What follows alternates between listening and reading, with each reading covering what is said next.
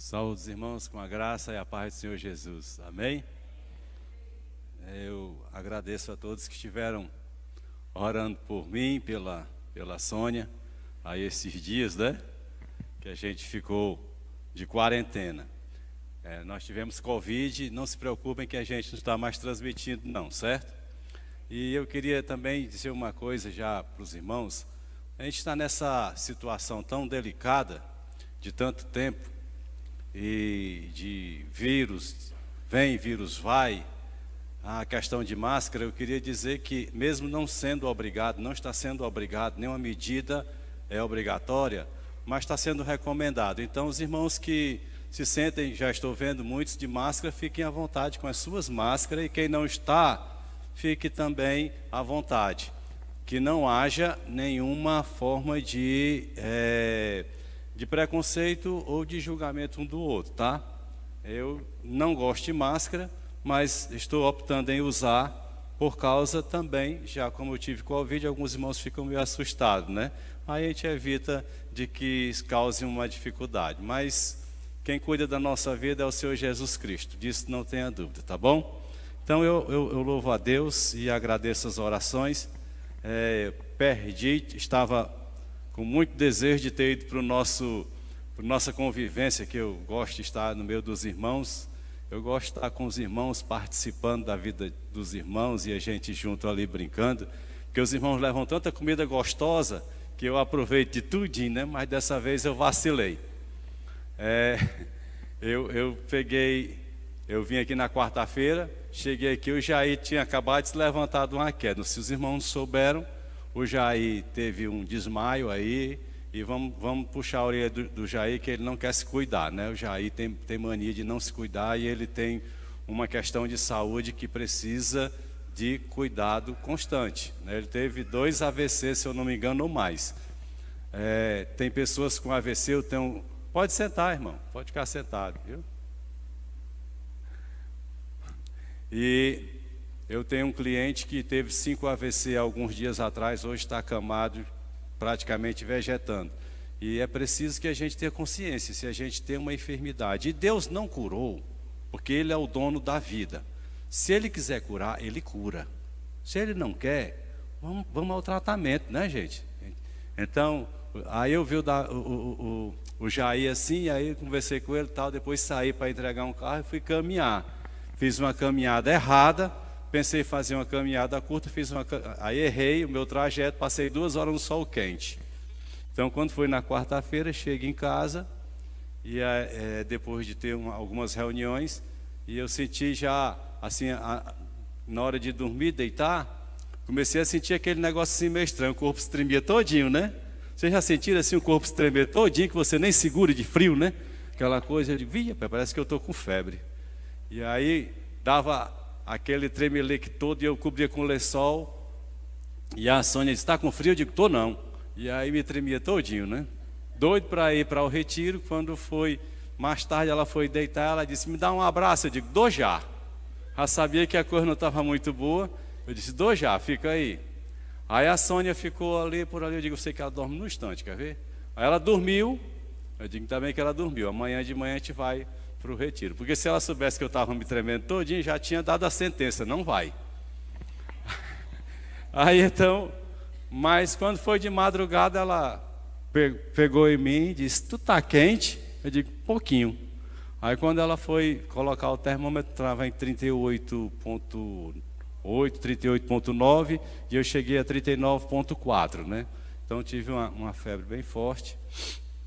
Achei que era porque eu passei 2 horas no sol caminhando. Aí depois, quando eu fiz o exame no domingo passado, foi que testou positivo para a Covid, né? Mas aí eu já estava sem febre e estava com um pouco de secreção, a garganta fica arranhando, né? Parece que o Covid fica fazendo cosquinha na garganta da gente, é engraçado, né? Que a gente fica querendo tossir o tempo todo. E então, acabei perdendo o passeio, né? O passeio foi muito bom, os irmãos tiveram uma experiência maravilhosa. Eu creio que os irmãos que foram no ônibus disseram, glorificado seja o nome do Senhor, né? Nenhum murmurou, nenhum reclamou, nenhum disse: Senhor, que coisa chata, né? Que passeio de índio. Eu sei que todos glorificaram a Deus. E aí veio aquela lição: quem pega o caminho errado vai chegar no lugar errado, né? Então, é uma lição: ou você pega o caminho da palavra de Deus e vai à presença dele, não queira ir por outro caminho, que sempre dá errado, né? E eu louvo a Deus que os irmãos foram, entre mortos e feridos, todos voltaram bem, né? Tá certo? Glória a Deus. Mas fica para a próxima outra oportunidade. Se Deus quiser, eu vou me cuidar mais para não perder esta oportunidade de estarmos juntos ali. E eu sei que os irmãos vão preparar aí uma comidinha muito especial para aquele dia, para que a gente possa participar. Amém? Eu vou tentar pregar aqui alguma coisa da palavra do Senhor para os irmãos. Eu acredito que vai dar certo, se os irmãos ficarem em oração, né? A gente quer falar um pouco sobre alarga a tenda da tua habitação. E quando nós falamos sobre isso, eu não vou falar muito alto, tentar falar mais baixo por causa da garganta, senão ela começa a tossir aqui, começa a fazer a coceira e lá se vai tudo de novo, né? Mas então, aqui diz: alarga a tenda da tua habitação.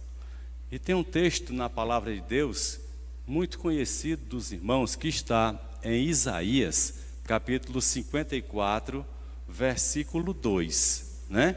Isaías 54, versículo 2. Na Nova Versão Internacional, que é a que eu adotei, que eu gosto, apesar de ser uma tradução nova, mas é uma tradução que me agrada, tá certo? Não estou aqui indo contra as outras traduções, porque eu tenho ela aqui também, que eu copiei. Eu vou ler o versículo as duas vezes, da tradução de 1948 de João Ferreira de Almeida. É uma tradução mais tradicional, certo? Mais voltada ao texto propriamente dito do que ao comportamento que foi colocado diante daquela escritura, certo? Então, as formas de traduzir ou você traduz pelo que o texto quer dizer, puro e simples, ou pelo comportamento em que faz você ler e entender a interpretação, tá? Ele diz assim no versículo 2: alargue o lugar de sua tenda, estenda bem as cortinas de sua tenda, não o impeça, estique suas cordas, firme suas estacas. Então aqui é uma palavra do Senhor, né? Uma palavra profética, falando para Israel, mas esta palavra ela é perfeitamente aplicável à nossa vida em dois segmentos dela, tá?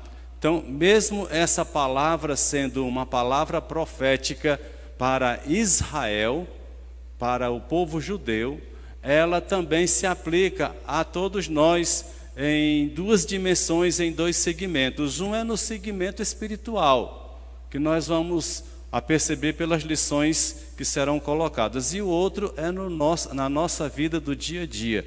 Há quem fale que nós temos vida secular e vida espiritual. Nós não conseguimos fazer essa divisão, tá, do comportamento do crente, daquele que tem Cristo no seu coração.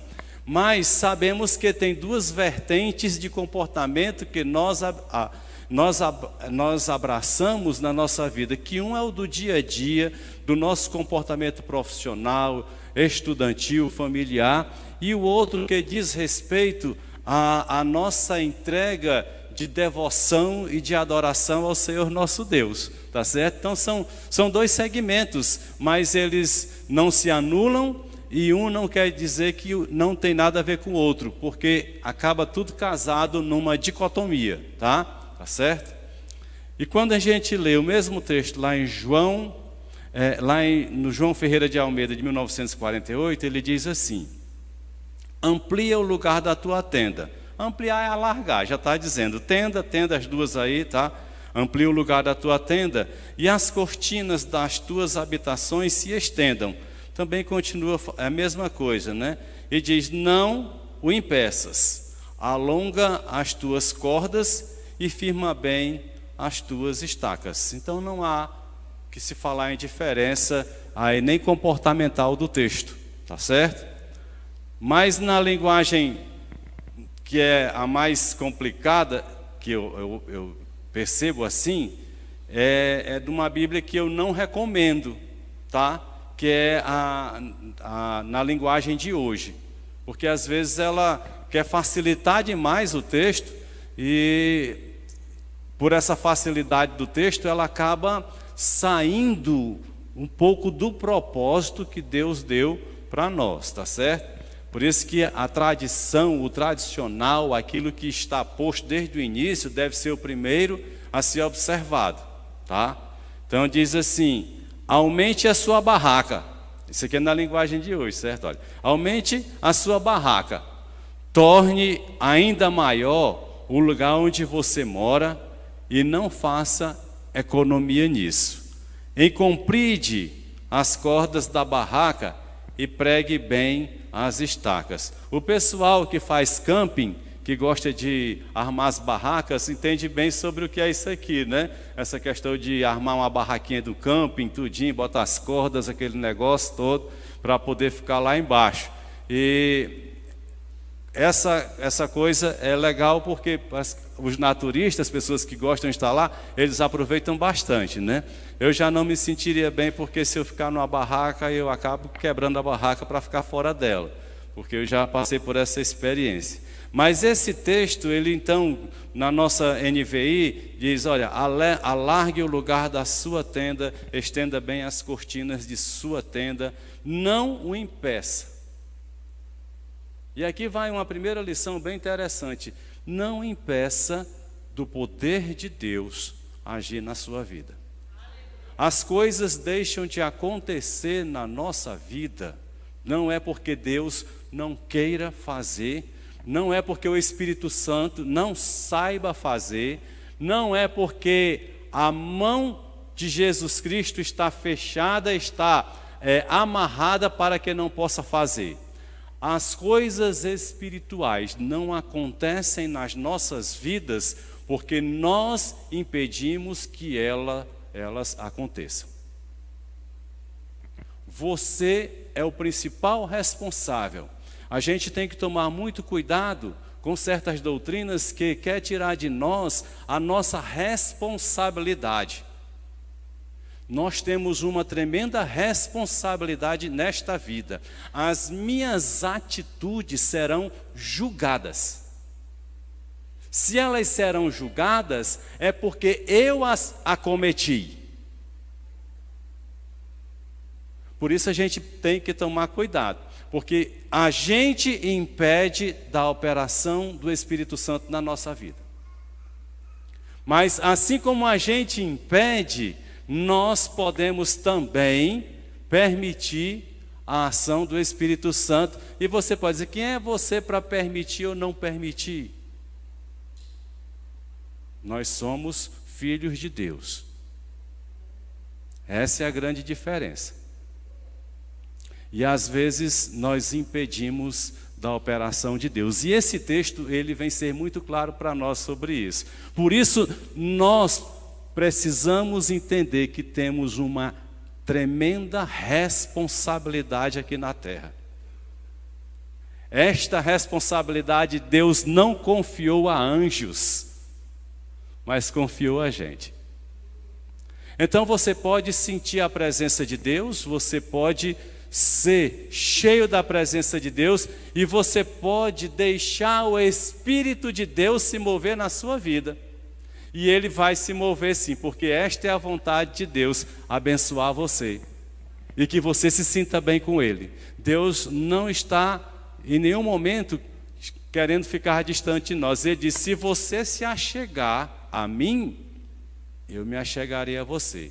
Nós cantamos um cântico aqui que tem uma profunda verdade, que fala sobre um coração quebrantado.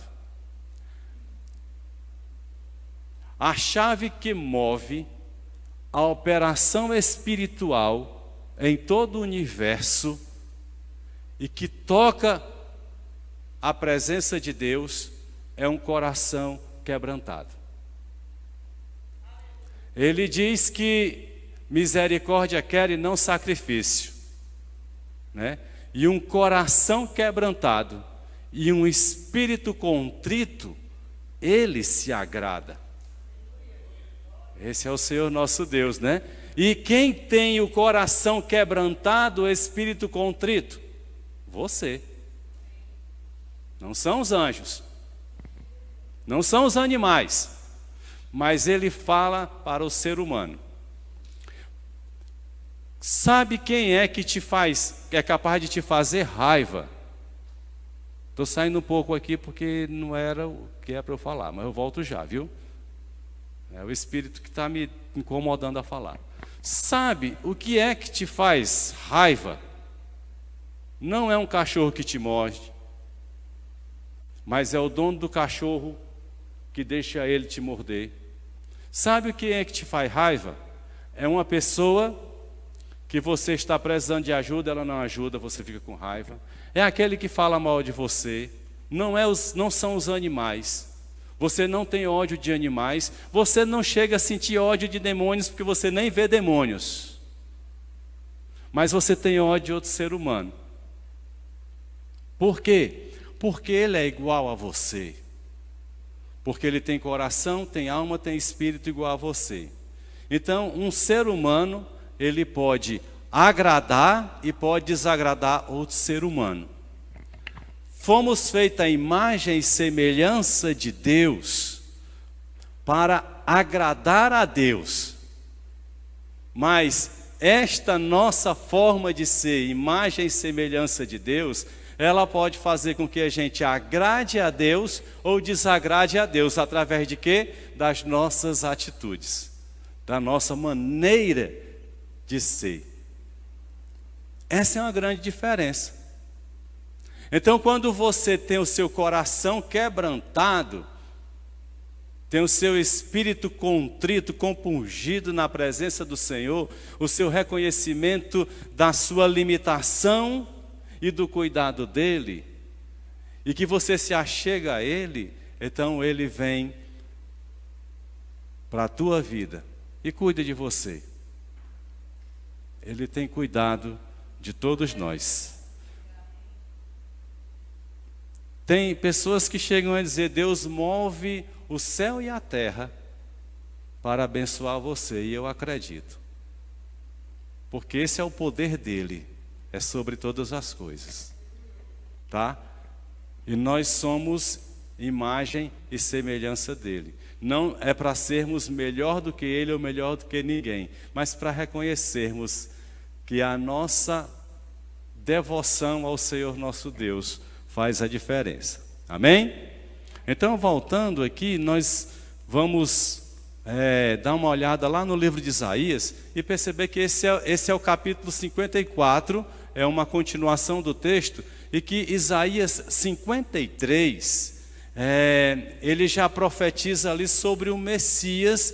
Ele vai falar tudo sobre Jesus Cristo, o sofrimento de Jesus Cristo, todo aquele esvaziamento de Jesus, a forma de Jesus Cristo ser, tudo aquilo envolvendo o capítulo 53, o sacrifício vicário de Jesus, que é chamado de sacrifício substitutivo, que nos substituiu, né? Então está tudo lá no 53. E aí, passando esta informação que Isaías nos dá profeticamente, aí vem no 54, e ele vai falar exatamente sobre essa questão de alargar as tuas tendas. Ele está falando em expansão.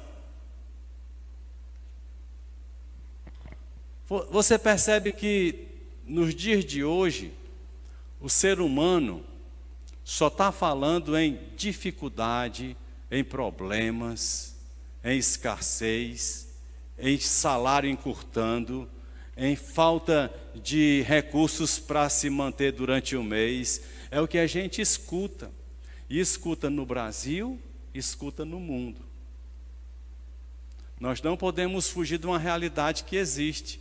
Mas você já percebeu que a gente sempre está falando em diminuições E a palavra profética de Deus está dizendo em expansão.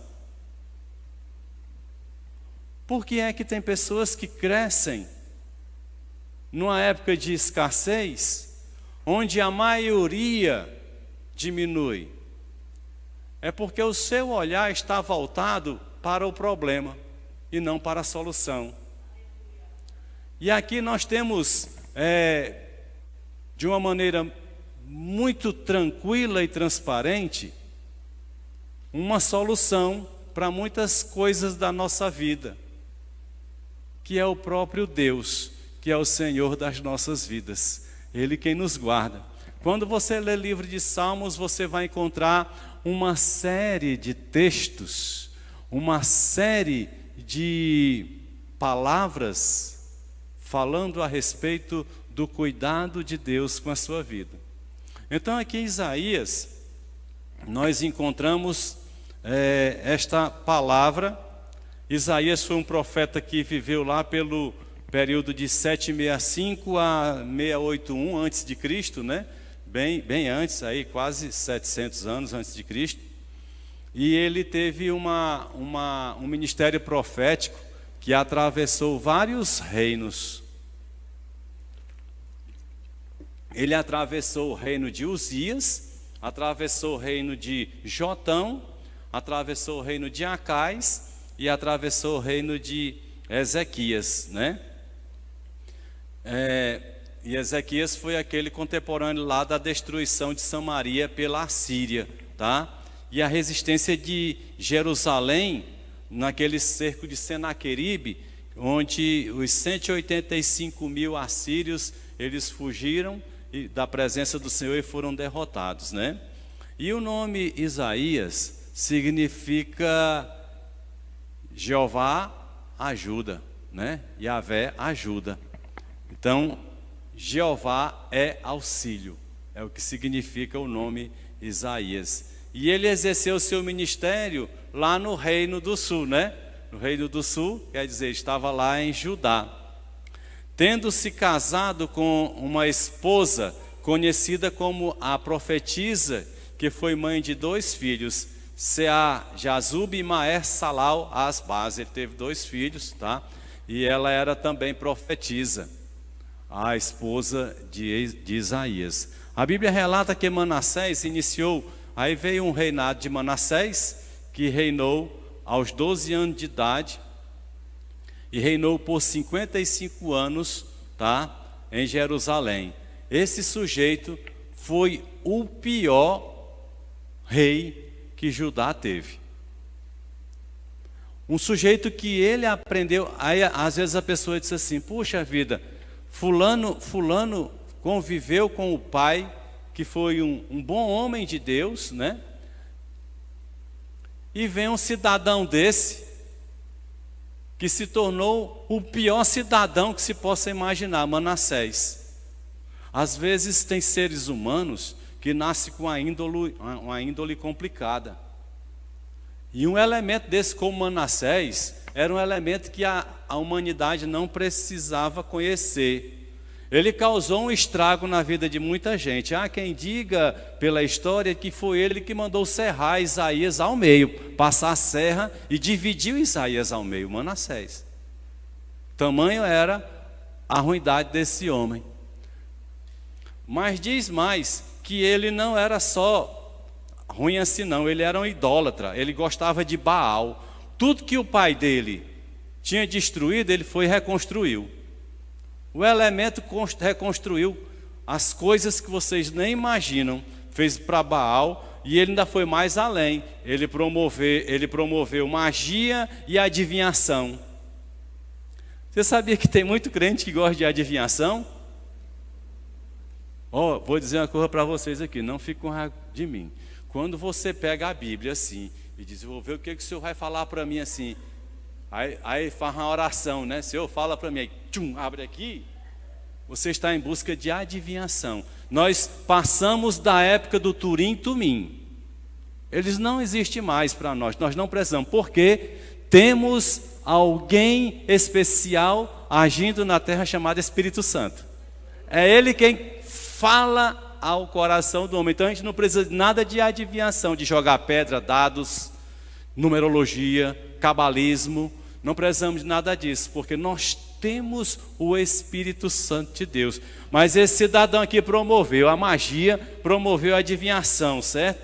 E ele ainda pegou alguns dos seus filhos e torrou nos braços de Baal, sacrificando.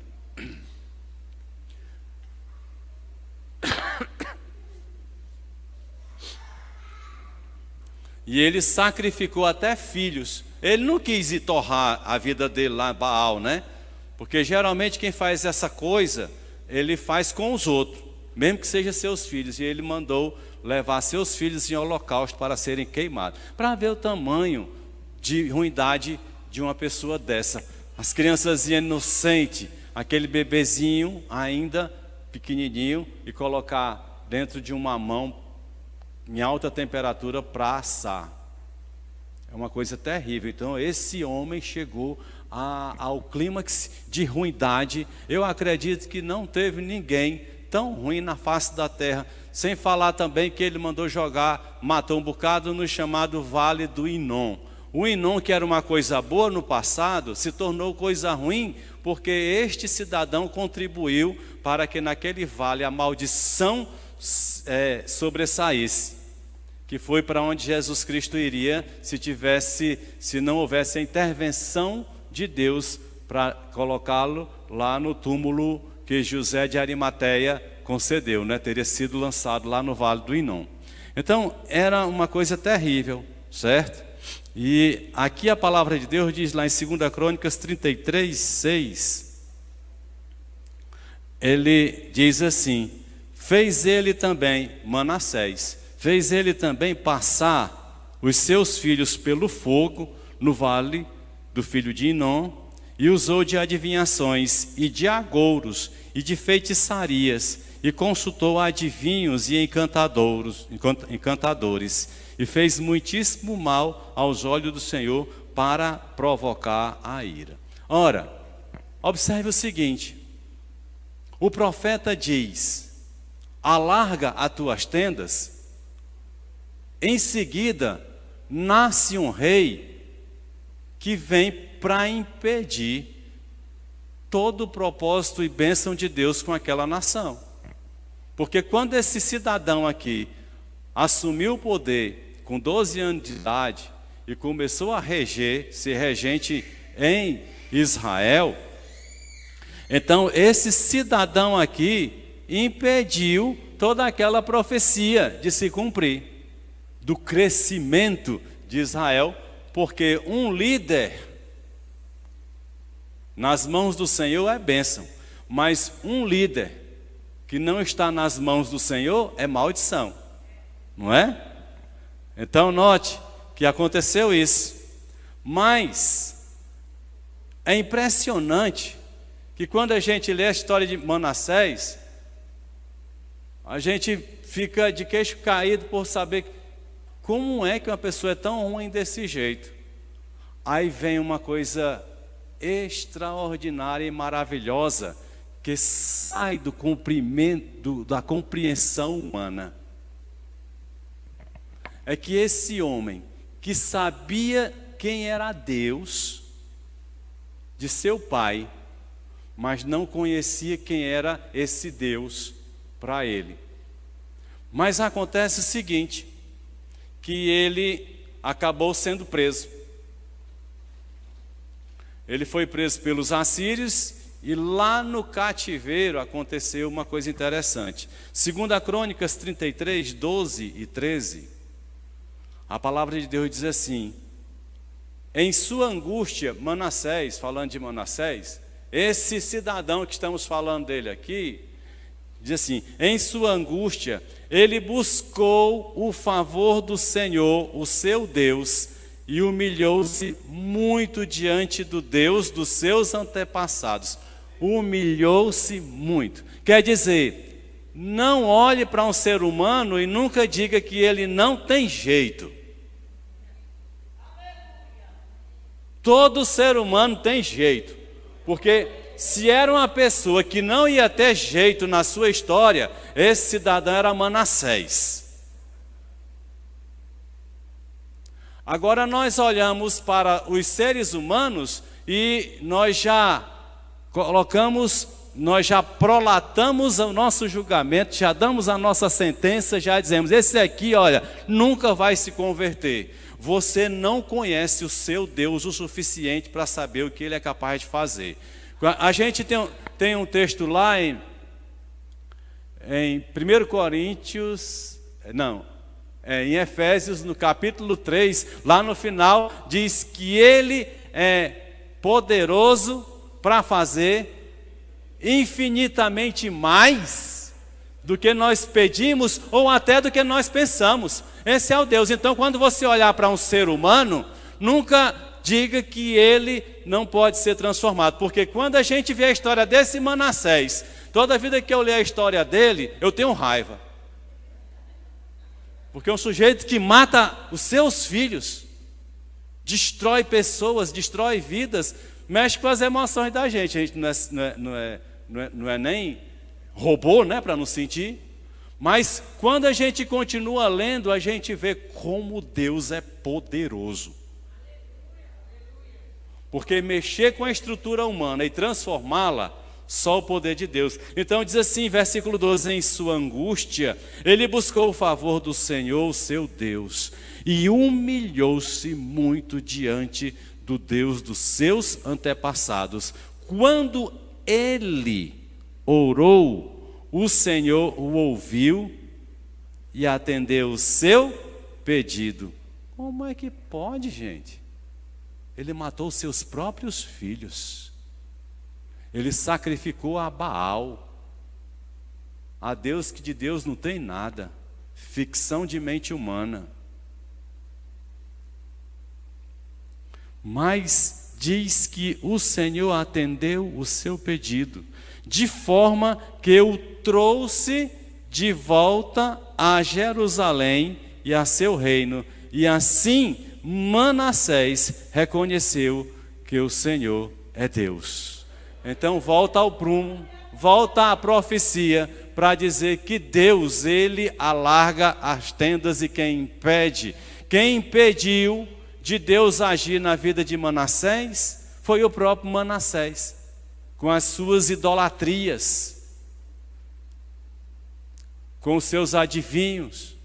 Houve consequência? Claro que sim, porque as nossas atitudes sempre têm consequências. Diga para você mesmo, as minhas atitudes sempre vai ter consequência. Então, se as minhas atitudes são boas, as consequências serão boas. Porque quando a gente fala assim, muita gente só pensa assim, então se eu fizer uma coisa errada vai ter consequência. Não, se você faz uma coisa errada, ela tem consequência para o lado do erro. Se você faz uma coisa boa, uma coisa certa, ela também vai gerar consequência. Tá? Então, ele aqui foi liberto, né, por Deus, voltou a Jerusalém, removeu os altares de idolatria que havia construído, passou a incentivar a adoração a Jeová e a oferecer os devidos sacrifícios, retirando do templo os objetos de profanação. Muito tempo, de vista cega, mas um dia abriu os olhos. Pode ser pela dor, pode ser de alguma forma. Hoje a gente não precisa, hoje a gente ainda continua dizendo assim, Senhor, que Ele venha, nem que seja pela dor.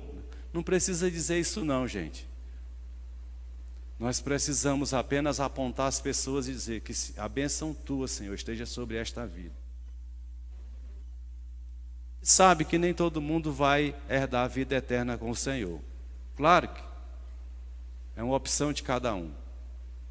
Mas a gente aprendeu, pela palavra de Deus, que nós temos uma responsabilidade de a tempo e a fora de tempo ser testemunhas vivas do poder do Espírito de Deus, que operou em Cristo Jesus, o ressuscitando dentre os mortos, fazendo-se assentar à destra do Pai, onde espera o dia de ter um encontro com a sua igreja.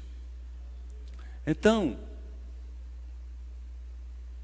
esse Manassés, se houve esta mudança, e você viu a história dele, qualquer um pode ser transformado. Então nunca perca as esperanças. Nós não temos, preste bem atenção, nós não temos uma opção de voltar atrás. Só podemos ir para frente. Não tem essa opção para quem traz as marcas do Cordeiro em sua vida. Só vai para frente. Então eu queria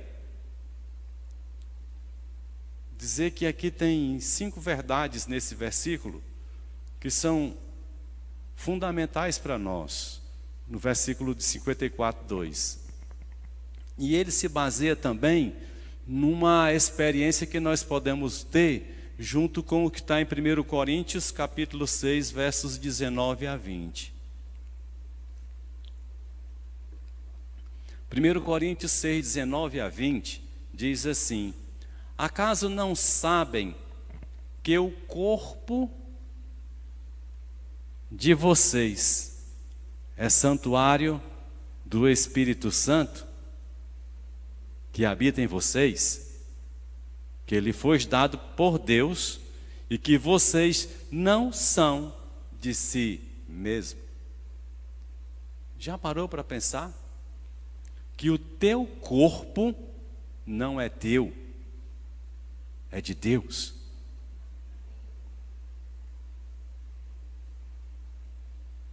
Então esse nosso corpo aqui não foi feito para ter doença. Elas vêm de enxerida, de teimosa, ou porque a gente dá lugar, né? Mas esse corpo foi feito para habitar o Espírito Santo de Deus. O Espírito Santo. Por isso ele diz: acaso não sabem que o corpo de vocês é santuário do Espírito Santo que habita em vocês, que eles foi dado por Deus e que vocês não são de si mesmos. Vocês foram comprados por alto preço. O preço que só quem pôde pagar foi Jesus Cristo. Portanto, glorifiquem a Deus com o corpo de vocês. Então, muita gente diz: o meu espírito é para agradar a Deus. Grande engano. Você é para agradar a Deus. A carne é fraca, vai fazer o que agrada a Satanás. Então seu pai é Satanás, porque se você agrada a Satanás, é porque seu pai é Satanás. Não tem essa história de dizer: não, meu corpo é um corpo de pecado, então ela vai fazer as coisas. Negativo.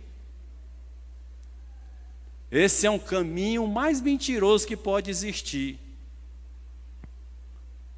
Porque quando fazemos aquilo que desagrada a Deus, também sentimos tristeza. Porque erramos por um momento de fraqueza, não deliberadamente, não por vontade, não querendo fazer as coisas erradas, certo? E aqui então está que nós somos um santuário, nós somos uma tenda. Aí quando ele diz assim, que a gente precisa ampliar essa tenda, alargar, né? Ele está falando que nós precisamos, de uma forma imperativa, crescer.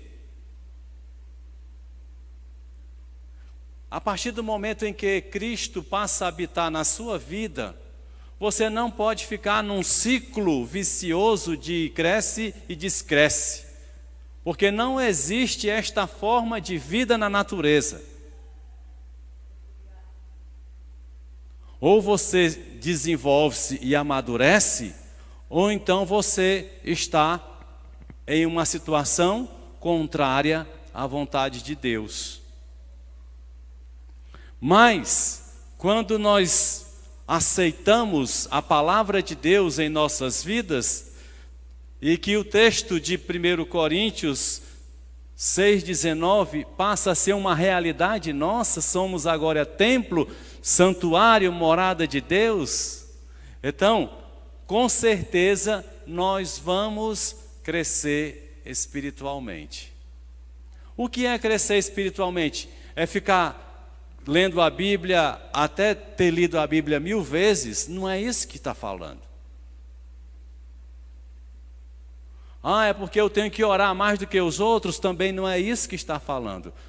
Ler a palavra, saber quem você é e saber o que Deus quer de você é uma obrigação nossa constante. Buscar a presença do Senhor é uma coisa necessária. A gente sabe que o judeu, ele tinha um comportamento de orar 3 vezes ao dia. Não era só Daniel, não. Era um comportamento de judeu. Porque muita gente olha para Daniel, Daniel orava 3 vezes por dia, mas não era Daniel.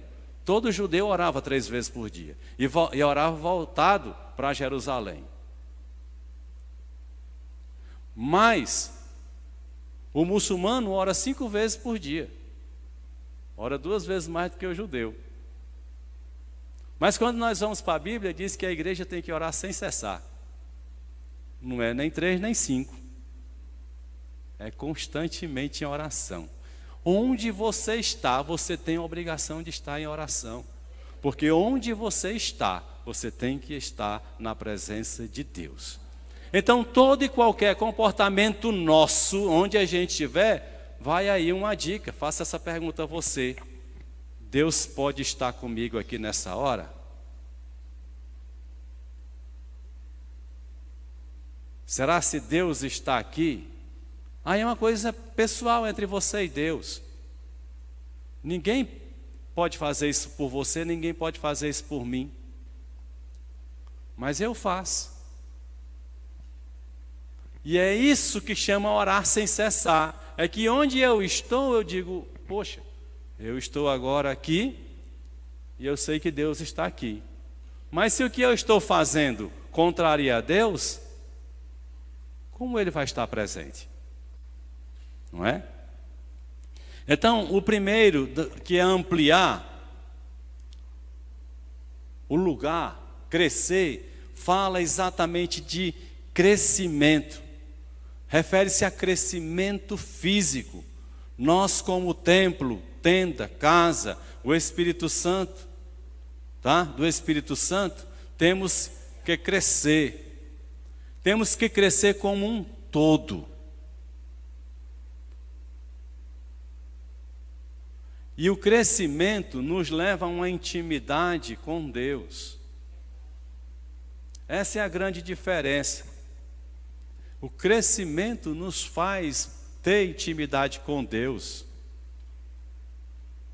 Não ficar preocupados uns com os outros, com os irmãos, o que está fazendo certo ou errado, mas me faz buscar a intimidade com Ele.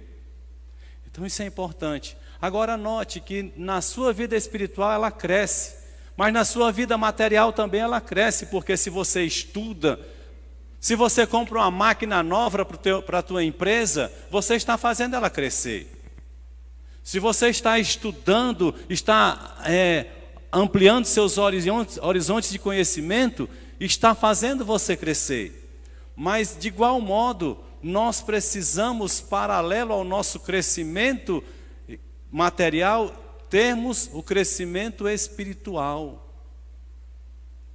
Quando nós ficamos ouvindo falar de escândalos de pastores, de pessoas que fizeram coisas erradas, muitas vezes nós acabamos dizendo assim, é tudo igual. O que é isso? É uma cortina de fumaça do inferno para confundir. É preciso que a gente abra os olhos para entender as verdades espirituais e busque a presença do Senhor. Então esse é o primeiro. Segundo, ele diz, estendam-se as cortinas das tuas habitações. Estenda bem as cortinas de sua tenda. Significa crescer mexendo com as estruturas. É quando você pega o que já existe e vai aumentar. Para o pessoal de construção civil, eu não entendo de nada disso, diz que fazer do zero é melhor do que reformar. Eu já ouvi isso N vezes, que diz, olha, mexer no que já existe é muito pior do que pegar do zero.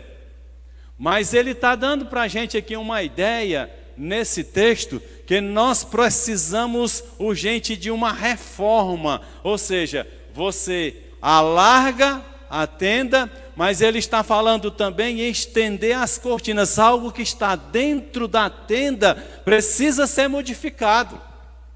Nós precisamos de mudança todo santo dia.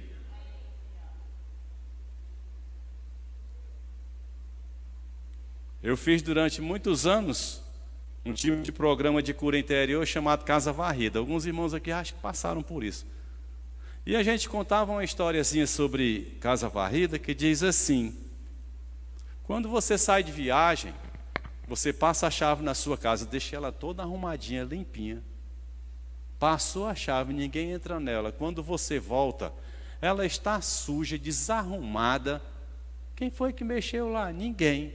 Mas a tendência da nossa vida é desarrumar. É por isso que muitas vezes aqui acolá Deus dá uma sacolejada bem grande na tua vida, que é para poder vocês entender, opa, Deus existe. Eu tinha esquecido. Para muita gente, quando está tudo normal, Manassés, quando soube que estava preso, foi se quebrantar, de, existe Deus. Então ampliar as cortinas é você mexer com as estruturas dentro de você. Busque Deus onde? Nas cortinas. Isso quer dizer, no interior da tua vida, ninguém coloca a cortina do lado de fora da casa. Não sou dona de casa, não entendo muito dessas coisas, mas lá em casa nunca vi colocar uma cortina do lado de fora, coloca do lado de dentro. Nosso interior precisa mudar todo dia. Porque a gente esquece. Então, quando ele está falando em ampliar a tenda, está falando também em ampliar a parte do interior. Senão vai ficar estranho, né? Tudo grandão e dentro tudo pequenininho. Fica uma coisa meio estranha. Então tem que crescer tudo por dentro também. E no interior só cresce com a ação do Espírito Santo. Mas ele diz assim, não o impeças. Dois sentidos, porém, seguindo na mesma direção. Se você não impedir o Espírito Santo, ele vai agir. Se a gente não fizer nada contra o Espírito Santo, ele vai agir na nossa vida.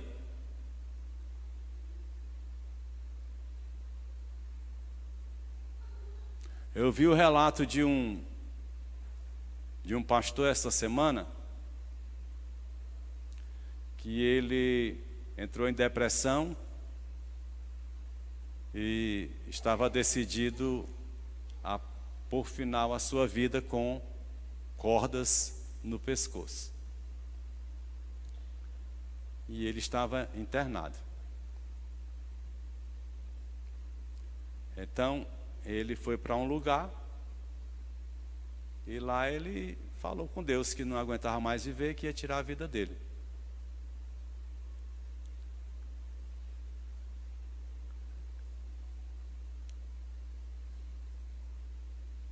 Lá naquele lugar onde ele estava, Deus chega para uma mulher e disse: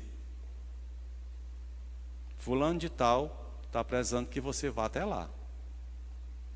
E a pessoa estava fardada. E ela Disse, eu não posso sair daqui porque meu emprego já está por uma agulha, estou sendo perseguida. Se eu sair daqui para ir para onde não é meu lugar de trabalhar, vai me colocar fora. Mas a voz dentro dela dizia, você tem que ir lá. Ainda disse mais, e não vá de farda. Bote uma roupa assim, assim, assim. Ela foi, trocou a roupa e foi. E chegou lá, começou a conversar com a pessoa. E Deus impediu de que ela cometesse aquela loucura. Mas existe uma coisa interessante, porque ele pertencia a Deus. E quando nós pertencemos a Deus, o Espírito Santo, ele age de uma maneira tão especial, tá? Que ele move várias peças para que a proteção de Deus seja naquela vida. Por isso que a gente sabe de relatos inúmeros de homens e mulheres de Deus que tiveram suas vidas poupadas. Mas isso não quer dizer que Deus vai poupar a vida de todos por causa de pertencer a Ele. Porque o Tiago, irmão de João, foi o primeiro a ser degolado, novinho ainda, não estava velho não.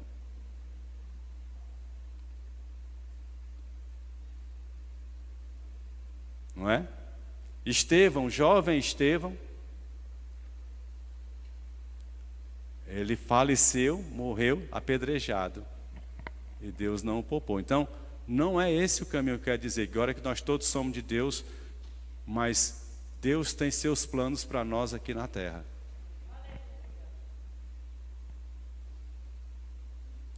E Deus tem um plano na sua vida aqui na terra. Então, não impeça o Espírito Santo de fazer o que Ele tem de fazer através de você. Quando Deus falar com você, não diga assim, é cor da minha cabeça. Não entre nesta contenda com Deus. Porque Ele está dizendo, se você não impedir o Espírito de Deus, Ele vai agir. Tem certas coisas que nós não podemos economizar. Não coloque material de segunda categoria se o lugar exige segurança. Não construa a tua vida espiritual com Deus baseado em doutrinas de homem. Busque o Senhor teu Deus. Às vezes nós estamos acreditando mais em teólogos do que no que a própria palavra nos diz. Nós precisamos colocar o nosso joelho no chão e dizer, Senhor, ensina-me. Além do mais, Ele diz na sua palavra, vocês não precisam de ninguém para ensinar vocês, porque vocês já têm a unção, e a unção ensina todas as coisas. Você tem o Espírito Santo. Então, não economize com material de segunda, mas coloque material de primeira na sua relação com Deus. Ele cuida de você. Quarto, alonga as tuas cordas. Estica aí as cordas, né? Esticar as cordas é bem simples. Esticar as cordas, você sabe o que é esticar as cordas? Você sabe o que é uma corda esticada? Se ela pudesse gritar, ela gritaria? Claro que sim, você está esticando. Se alguém te esticar, você vai gritar ou não vai? Vai. Pois é, esticar as cordas quer dizer, pague o preço. Nós precisamos aprender. Tem gente que diz assim, Jesus já pagou o preço. Ele pagou o preço que eu não podia pagar. Mas agora, Ele me cobra um preço que eu posso pagar. Santificação é um preço que eu e você temos condições de pagar. Então, Ele não vai pagar por você santificação. Você vai pagar pela sua santificação. Então, pague o preço. Esticar as cordas significa pagar o preço.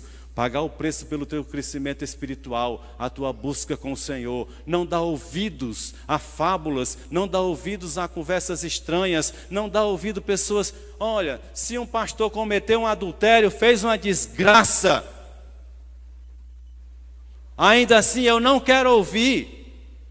Ninguém chegar para mim e falar, tu ouviu o que aconteceu com aquele pastor? Ainda assim eu não quero ouvir. Porque ele vai se entender com o Senhor Deus dele. Se é que é Deus dele ou não é, também não é meu problema. Agora, às vezes, a gente fica horas e horas conversando da vida de um pastor, de um diácono, de um bispo, de quem quer que seja. Não compete a gente, não. Temos mais o que fazer. A gente precisa, então, pagar o preço. Firma bem as tuas estacas. O nome já está dizendo, fundamento. Você hoje tem uma convicção inabalável de quem você é em Jesus Cristo, a ponto de acontecer o que acontecer, você permanecer com Ele? Isto é fundamento. É a quinta lição que eu encontro nesse versículo. É que nós precisamos estar bem fundamentados em quem nós cremos, porque pode acontecer o que acontecer, nós não deixaremos o nosso Senhor.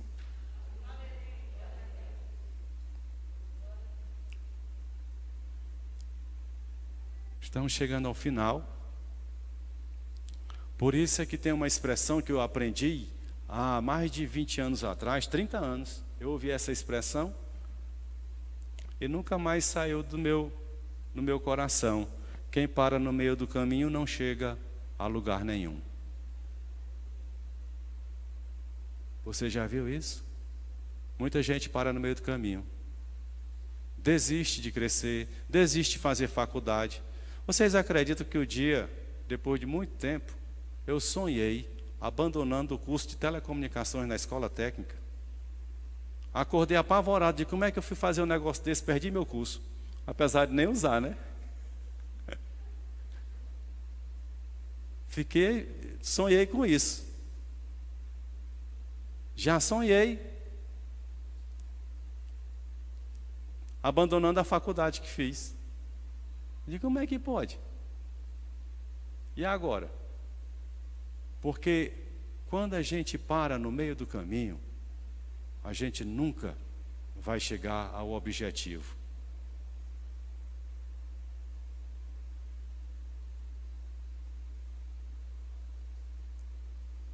Quantas vezes eu e você já paramos no meio de caminho em alguma área das nossas vidas? Seja na área da nossa saúde, seja na área da nossa família, seja na hora do nosso trabalho, dos nossos estudos, e seja com Deus. Quantas vezes paramos no meio do caminho? Mas parar no meio do caminho não vai nos levar ao destino. E não estamos ajudando o Espírito Santo a cumprir em nós a missão que nos é dada.